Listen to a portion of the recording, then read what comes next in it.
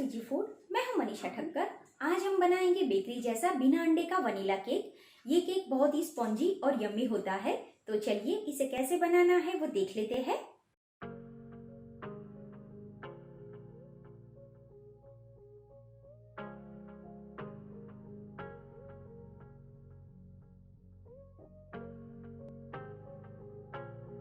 Cake बनाने के लिए हमें चाहिए वनीला स्पॉन्ज। यहाँ पे मैंने एगलेस वनीला स्पॉन्ज का इस्तेमाल किया है। ये घर पर किस तरह से बनाना है उसकी रेसिपी मैंने पहले ही आपके साथ शेयर की है और डिस्क्रिप्शन बॉक्स में उसका लिंक भी दिया है। केक बनकर जब 2 घंटा ठंडा हो जाए उसके बाद हम इसे चाकू की मदद से पहले अलग कर लेंगे। अब कोई थाली या प्लेट ले ले और उसे इस तरह से उल्टा रखे, फिर डिब्बा उल्टा कर देना है और उसे थोड़ा टैप करना है तो केक आसानी से निकल जाएगा। जो बटर पेपर हमने इस्तेमाल किया है उसे हमें हटा देना है। मैं हर बार केक बनाने के लिए बटर पेपर का इस्तेमाल करती हूँ ताकि केक आसानी से निकल जाए। तो आप देख सकते हैं एकदम सॉफ्ट स्पॉन्ज बनकर तैयार हुआ है। अब हम इसे टर्न टेबल के ऊपर लेकर 3 हिस्सों में कट कर लेंगे। आप चाहे तो केक को 2 हिस्सों में भी कट कर सकते हैं। तो सबसे पहले इस तरह से उसका ऊपर वाला हिस्सा हम कट करेंगे। अब बाकी का जो केक बचा है उसे हमें 2 बराबर हिस्सों में कट करना है।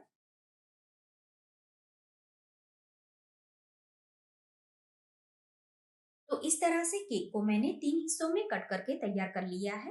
अब अब हम क्रीम को व्हिप करेंगे। तो यहाँ पे क्रीम को व्हिप करने के लिए आपको कंपलसरी इलेक्ट्रिक बीटर का इस्तेमाल करना है तो ही आपको सही रिजल्ट मिलेगा। और मैंने 200 ग्राम नॉन डेयरी व्हिपिंग क्रीम लिया है।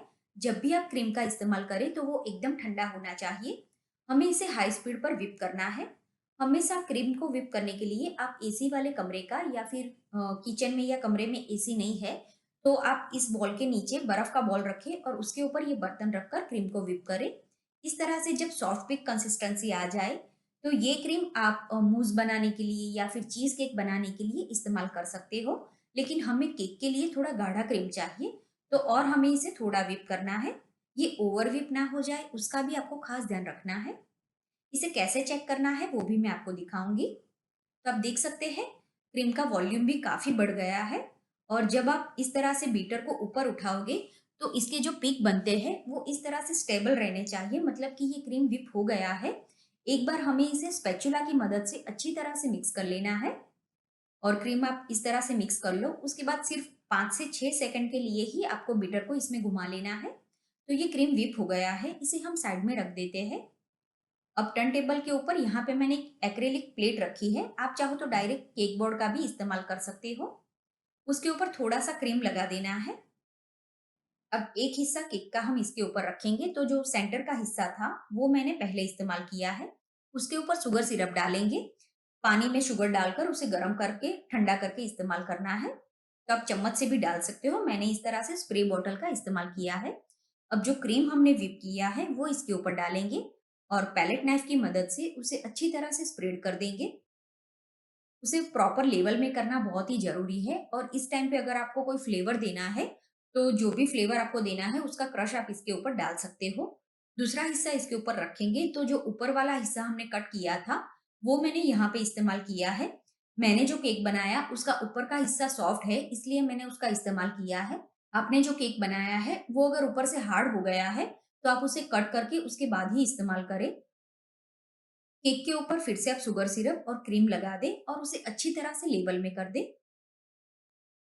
अब जो सबसे नीचे वाला हिस्सा था वो हमें केक बनाते समय ऊपर रखना है। अब हल्के हाथ से इसे दबा दें। अब पैलेट नाइफ की मदद से साइड में जो एक्स्ट्रा क्रीम है उसे आपको लेवल में कर देना है ताकि इस तरह से उसका क्रम कोटिंग हो जाएगा। टर्न टेबल को और प्लेट को भी आपको बीच बीच में साफ करते रहना है। इसके ऊपर हम शुगर सिरप डालेंगे और ऊपर के हिस्से में जब हम क्रीम डालते हैं तो क्रीम की क्वांटिटी इस टाइम पर हमें थोड़ी ज्यादा रखनी है क्योंकि जब हम केक का फिनिशिंग करते हैं तो जो भी एक्स्ट्रा क्रीम होता है वो निकल जाता है। तो एक बार में आपको थोड़ी क्वांटिटी ज्यादा रखनी है। पैलेट नाइफ की मदद से इस तरह से लेवल करने के बाद साइड में हम इस तरह से क्रीम लगा देंगे। बताया उस तरह से साइड में भी क्रीम की क्वांटिटी ज्यादा रखें ताकि केक के क्रम्स ना निकले। अब पैलेट नाइफ को इस तरह से सीधा रखना है और एक्स्ट्रा जो क्रीम है उसे हटा देना है।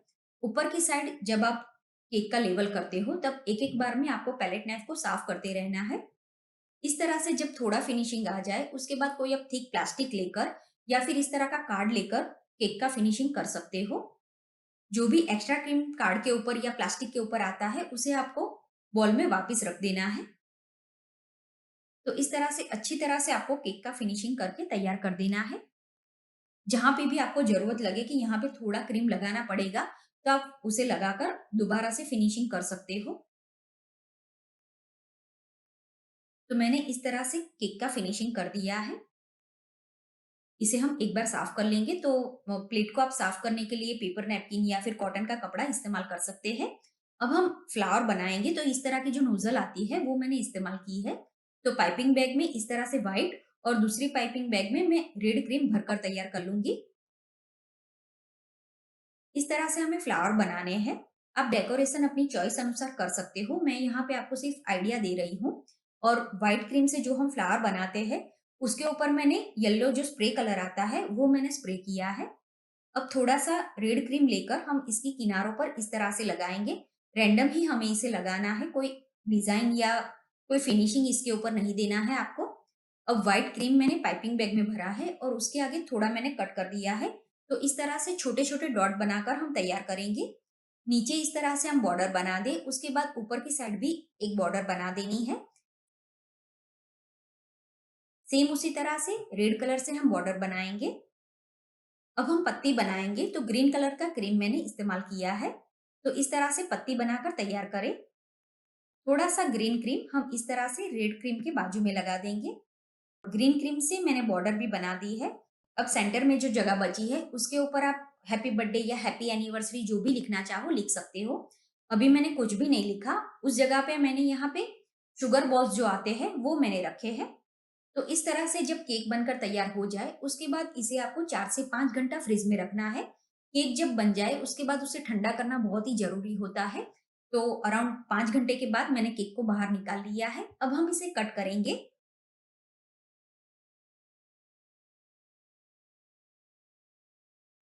तो जो केक हमने कट किया है, उसे हम एक प्लेट में ले लेते हैं। तो आप देख सकते हैं एकदम सॉफ्ट और स्पॉन्जी ये केक बनकर तैयार हुआ है। फ्रेंड्स, अब ये केक बनकर तैयार है। आप इसे फ्रिज में 3 से 4 दिन तक स्टोर कर सकते हैं। और अभी जो मेजरमेंट लिया, उससे 600 ग्राम केक बनकर तैयार होती है। इसी के साथ मैंने चैनल पर और भी कई केक की रेसिपी बताई है, जिसकी लिंक भी मैंने डिस्क्रिप्शन बॉक्स में दी हुई है। तो वहां से आपको और रेसिपी देखने को मिलेगी। तो आप भी इस तरह से केक बनाकर जरूर ट्राई करें। उम्मीद है आपको मेरी आज की रेसिपी पसंद आई होगी।